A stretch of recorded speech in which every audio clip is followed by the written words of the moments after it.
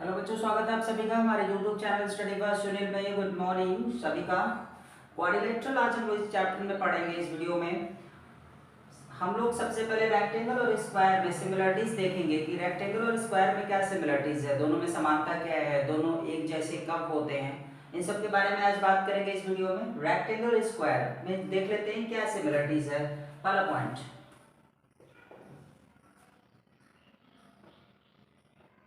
Opposite sides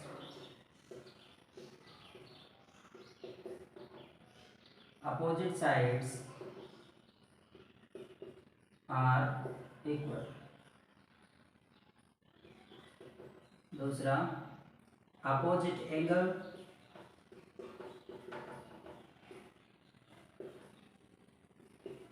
are equal।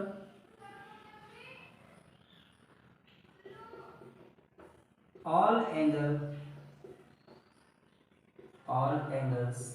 are equal।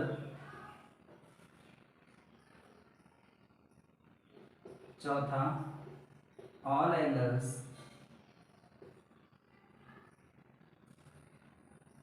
each angle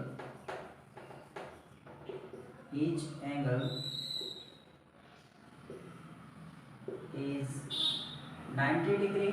सभी angle 90 degree के होते हैं। पांचवा, डायगोनल अपोजिट साइड पैरेलल भी होते हैं, वो भी लिख लेते हैं। Opposite sides are parallel. छठा,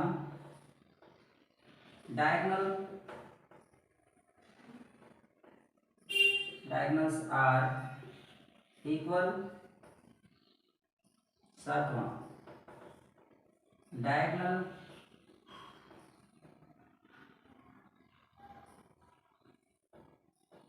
diagonals are bisect या diagonal bisect each other।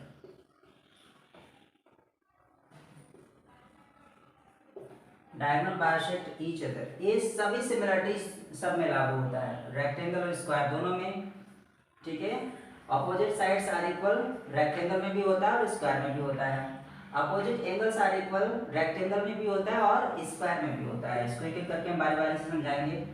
All angles are equal, सभी एंगल्स भी इक्वल होते हैं, ये भी याद रखिए। ईच एंगल इज 90 डिग्री, ये दोनों में होते हैं। Opposite sides are equal, opposite sides भी इक्वल होते हैं, ये दोनों में होते हैं, रेक्टेंगल स्क्वायर में। डायगोनल्स आर इक्वल, डायगोनल्स इसमें भी इक्वल होते हैं और इसमें भी इक्वल होते हैं। Diagonals bisect each other, diagonal एक दूसरे को बाइसेक्ट भी करते हैं। ये सभी प्रॉपर्टीज सिमिलर होते हैं रेक्टेंगल और स्क्वायर दोनों में। ठीक है, एक एक करके बारी बारी से इसको हम समझाएंगे आप सबको कि अपोजिट साइड्स आर इक्वल का क्या मतलब है, अपोजिट एंगल्स आर इक्वल का भी क्या मतलब है। All angles are equal, each angle is 90 degree, दोनों में इक्वल होते हैं। अपोजिट साइड्स आर पैरेलल, ये पैरेलल भी होते हैं, अपोजिट साइड्स पैरेलल होते हैं। Diagonals are equal, diagonals equal होते हैं। और डायगोनल्स बाइसेक्ट ईच अदर, और डायगोनल बाइसेक्ट भी करते हैं एक दूसरे को, यानी इक्वली हाफ करते हैं। ठीक है, इस रेक्टेंगल और स्क्वायर की सिमिलरिटीज है जिसको याद रखना। डिफरेंस भी हम बताएंगे, फिलहाल सिमिलरिटीज क्लियर कर लेते हैं एक एक करके। ठीक है, जो मैंने यहाँ पे आपको बताया है कि अपोजिट साइड्स आर इक्वल, तो ये अपोजिट साइड्स दोनों में इक्वल होते हैं, रेक्टेंगल में भी और स्क्वायर में भी। चलिए यहाँ पे लिख करके शो करा देते हैं। एक रेक्टेंगल बना देते हैं और एक स्क्वायर बना देते हैं। यहाँ पे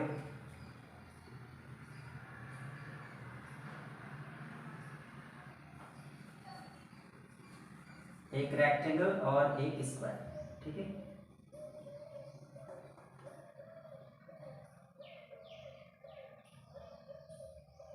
छोटा सा रेक्टेंगल है ये और एक स्क्वायर बना देते हैं।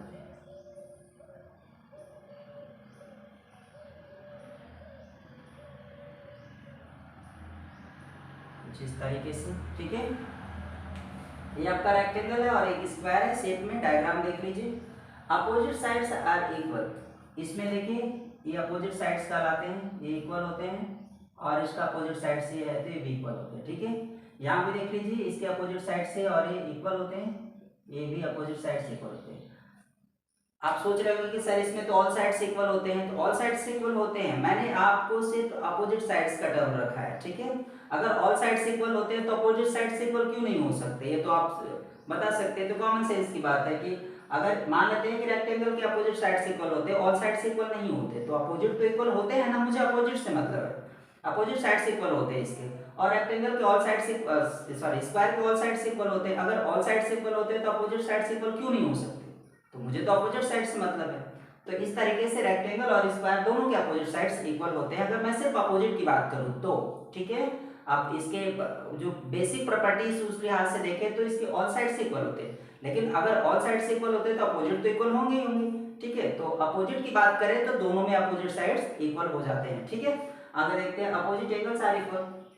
अपोजिट एंगल, अपोजिट एंगल का क्या मतलब वो भी देख लेते हैं। एक रेक्टेंगल फिर से ड्रॉ कर लेते हैं, यहाँ पे एक स्क्वायर ड्रॉ कर लेते हैं। अपोजिट एंगल का क्या मतलब है वो भी देख लेते हैं, जैसे ए एंगल और ए एंगल, ठीक है। यहाँ पे भी ये एंगल और ये एंगल अपोजिट एंगल कहलाता है। उसी तरीके से यहाँ भी देखिए कॉर्नर वाले एंगल जो सामने सामने के होते हैं, इसका अपोजिट ये है और इसका अपोजिट ये है, ठीक है। उसी तरीके से इसका अपोजिट ये है और इसका अपोजिट जो होगा ये आपका हो जाएगा, ठीक है। इस तरीके से अपोजिट एंगल्स इक्वल होते हैं, ठीक है। अब अपोजिट एंगल इक्वल होते हैं तो आप ये भी समझ रहे होंगे सर ईच एंगल 90 डिग्री होते हैं, इसके भी ईच एंगल 90 होते हैं, इसके भी ईच एंगल 90, मतलब हर 4 एंगल होते हैं क्वाड्रिलेटरल में, रेक्टेंगल भी क्वाड्रिलेटरल, स्क्वायर भी क्वाड्रिलेटरल है, इसमें 4 एंगल होते हैं, चारों के चारों 90 90 90 के होते हैं, तो ये भी 90 के होते हैं। लेकिन अगर चारों एंगल 90 के होते हैं यानी इक्वल होते हैं तो अपोजिट तो इक्वल होंगे ही होंगे, ठीक है। तो मुझे सिर्फ अपोजिट से मतलब है, यानी जो क्वेश्चन का टर्म है उस पर हम बात कर रहे हैं, ठीक है। तो अपोजिट एंगल इस दोनों के रेक्टेंगल और स्क्वायर के इक्वल होते हैं, भले वो 90 होते हैं, भले वो 90 होते हैं, 90 से ज्यादा नहीं होते, 90 से कम नहीं होते, 90 होते हैं, लेकिन इक्वल तो कह सकते हैं ना। 90 होते तो क्या है वो इक्वल नहीं होंगे, इक्वल होंगे। अपोजिट ऑल एंगल्स इक्वल है, ईच एंगल इक्वल है, तो क्या अपोजिट एंगल इक्वल नहीं होंगे, कहने के लिए तो कह सकते हैं, ठीक है।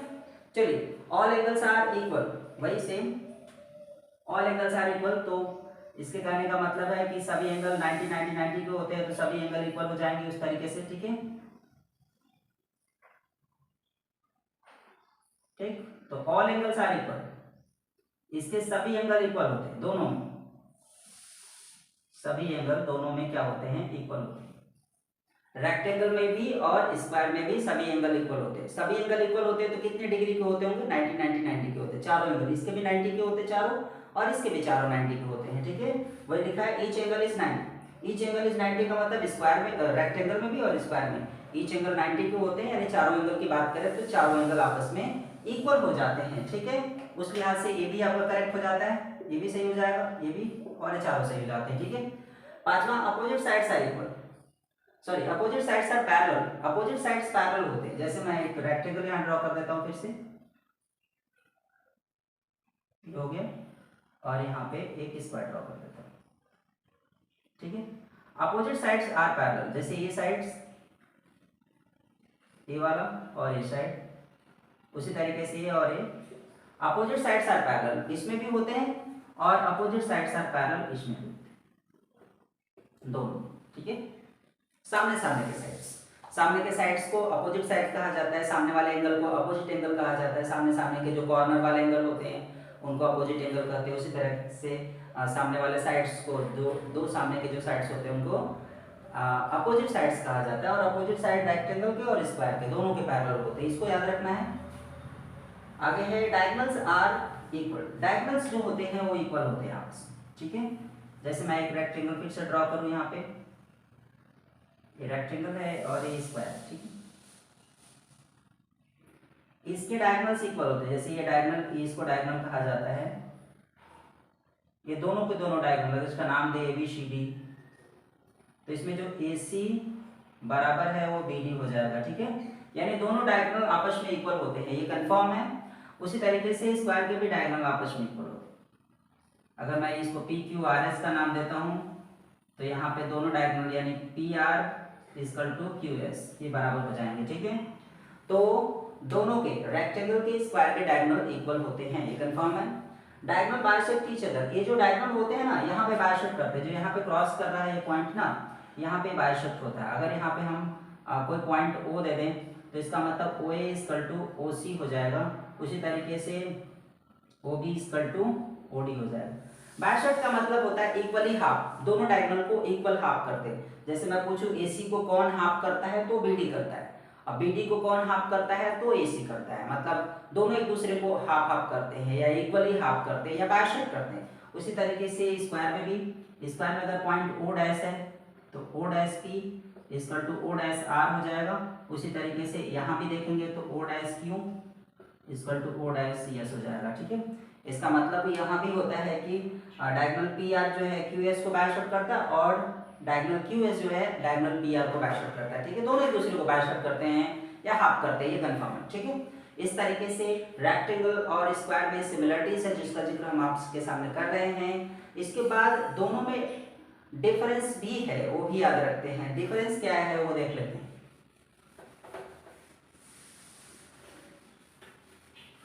डिफरेंस क्या है?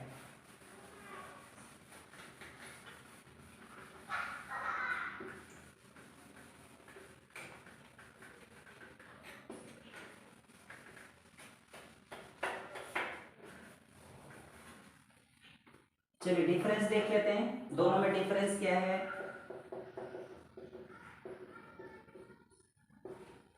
डिफरेंस में बड़ी सच्चाई है, ऑल साइड की बात करें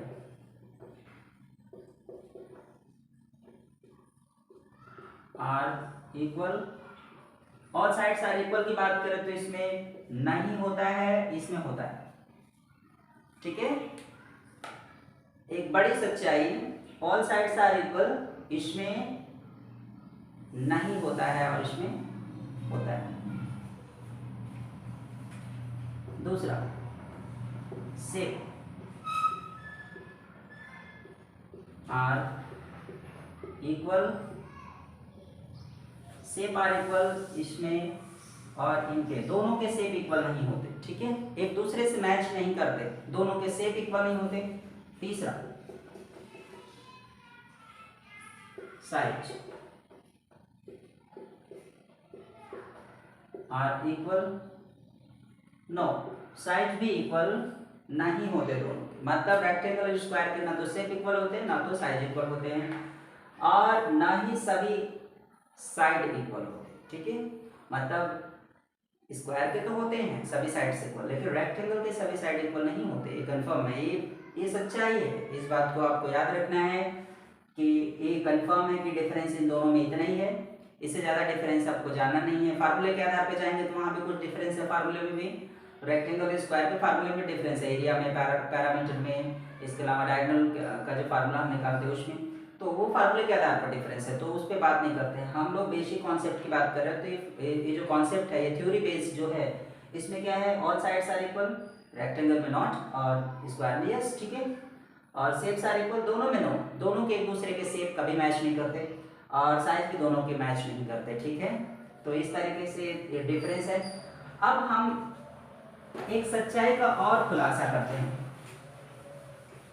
और वो बहुत जरूरी भी है, सबको पता होना चाहिए। अब मेरा सीधा सवाल है कि क्या रेक्टेंगल स्क्वायर है ऑलवेज? नहीं, नेवर। एक रेक्टेंगल जिसको आप रेक्टेंगल कहते हैं या रेक्टेंगल का नाम दे दिया है आपने, तो उसको आप स्क्वायर नहीं कर सकते। यानी मेरे कहने का मतलब यह है कि अगर आपने एक रेक्टेंगल ड्रॉ कर दिया है यहाँ पे, या अगर आपका रेक्टेंगल है तो ये रेक्टेंगल है, ये रेक्टेंगल है, लेकिन क्या ये स्क्वायर है? तो ये नेवर है, ये स्क्वायर नहीं है और ये पॉसिबल ही नहीं है, ये इम्पॉसिबल। यानी मेरे कहने का मतलब है कि अगर एक रेक्टेंगल है तो वो स्क्वायर नहीं हो सकता है, ये कंफर्म है। लेकिन एक रेक्टेंगल को स्क्वायर बनाया जा सकता है। एक रेक्टेंगल स्क्वायर होता नहीं है कभी भी, लेकिन एक रेक्टेंगल को स्क्वायर बनाया जा सकता है। अब वो कैसे हो सकता है वो जानिए। हमने जो डिफरेंस लिखा था ना, उसी पॉइंट को सिमिलर कर देते हैं दोनों में। ठीक है, जैसे सिमिलरिटीज हमने लिखा था, अगर वो डिफरेंस सिमिलर हो जाए, जो कंडीशन सिमिलर है उस पर बहस नहीं करनी है, जो कंडीशन सिमिलर है वो उस आधार पे तो एक दूसरे के इक्वल हैं वो, मतलब एक रेक्टेंगल एक स्क्वायर है। सिमिलरिटीज के आधार पर, सिमिलरिटीज के जो पॉइंट हमने लिखे थे उस आधार पर रेक्टेंगल और स्क्वायर इक्वल हैं, यानी एक रेक्टेंगल को स्क्वायर कह सकते हैं। लेकिन जो हमने 3 पॉइंट डिफरेंस में लिखा था उस डिफरेंस के आधार पर अगर देखें तो रेक्टेंगल कभी भी स्क्वायर नहीं हो सकता है। हाँ, लेकिन बनाया जा सकता है। जो तीनों डिफरेंस हमने लिखा था अगर उसको सिमिलरिटी के पॉइंट में डाइवर्ट कर दें तो हमारा रेक्टेंगल एक स्क्वायर का शेप ले लेगा। ठीक है, क्लियर है, ये कंफर्म है। यानी मेरे कहने का मतलब ये है कि रेक्टेंगल के सभी साइड इक्वल नहीं होते और स्क्वायर के होते हैं। ठीक है, अगर रेक्टेंगल के भी सभी साइड इक्वल कर दे तो आप उसे स्क्वायर का नाम दे सकते हैं। और रेक्टेंगल के शेप और साइज भी इक्वल हो जाए स्क्वायर के तो आप उसे स्क्वायर कर सकते हैं। मेरे कहने का मतलब यह है कि शेप साइज तो ऑटोमेटिक इक्वल हो जाएगा क्योंकि आप उसके साइड से इक्वल कर रहे हैं। अगर साइड इक्वल होगा तो शेप साइज ऑटोमेटिकली इक्वल हो जाएगा, ये कंफर्म है। लेकिन एक रेक्टेंगल के ऑल साइड्स इक्वल होने चाहिए क्योंकि यही डिफरेंस है। ये बेसिक डिफरेंस है जिसका जिक्र हम आपके सामने कर रहे हैं। एक रेक्टेंगल और स्क्वायर में अगर डिफरेंस है तो एक ही कंडीशंस में है कि इसके अपोजिट साइड्स इक्वल होते हैं जबकि इसके ऑल साइड्स इक्वल होते हैं। यही एक रेक्टेंगल और स्क्वायर में डिफरेंस है। लेकिन एक रेक्टेंगल को अगर स्क्वायर बनाना चाहते हैं आप तो वही ऑल साइड्स इक्वल कर दीजिए। जो अपोजिट साइड्स इक्वल हो रहे हैं रेक्टेंगल के, अगर उसके ऑल साइड्स इक्वल हो जाएं तो रेक्टेंगल डेफिनेटली एक स्क्वायर का रूप ले लेगा। कंफर्म है, ये क्लियर एकदम, उसमें कोई डाउट नहीं। ठीक है, चलिए फिलहाल इतना ही। और एक सवाल और इसमें एक सवाल और कि क्या हम स्क्वायर को रेक्टेंगल कह सकते हैं? तो ऑलवेज कर सकते हैं। ठीक है, इसमें कोई बुराई नहीं है। एक स्क्वायर को रेक्टेंगल ऑलवेज कर सकते हैं। एक रेक्टेंगल को ऑलवेज स्क्वायर नहीं कर सकते, उसे आप सिर्फ रेक्टेंगल कह सकते हैं। हाँ, एक रेक्टेंगल को स्क्वायर बनाया जा सकता है जैसा कि मैंने कंडीशन बताया आपके सामने। लेकिन अगर एक स्क्वायर है, जैसे मैं एक स्क्वायर ड्रॉ करके आपको बता दूं, एक स्क्वायर है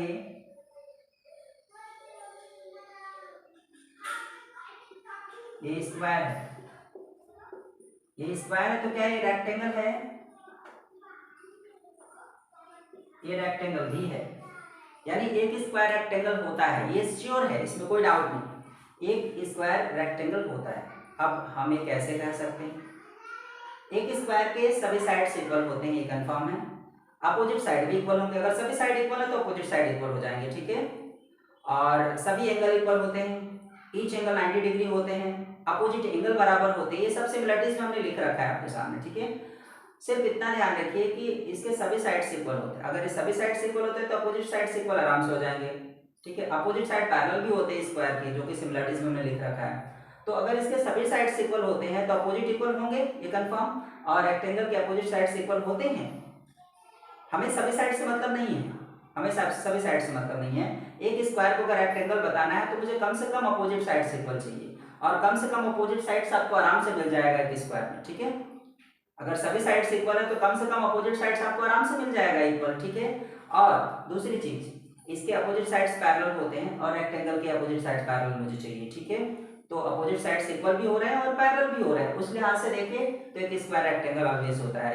इसमें आपको बनाने की जरूरत नहीं है, ये बना बनाया होता है। अगर आपके सामने एक स्क्वायर है जो आप डेफिनेटली अब उसको स्क्वायर कहते हैं तो उसको रेक्टेंगल भी आप कह सकते हैं, इसमें कोई डाउट नहीं। ठीक है, क्लियर, ये दोनों सच्चाई आपको याद रखनी है। इसके बाद हम लोग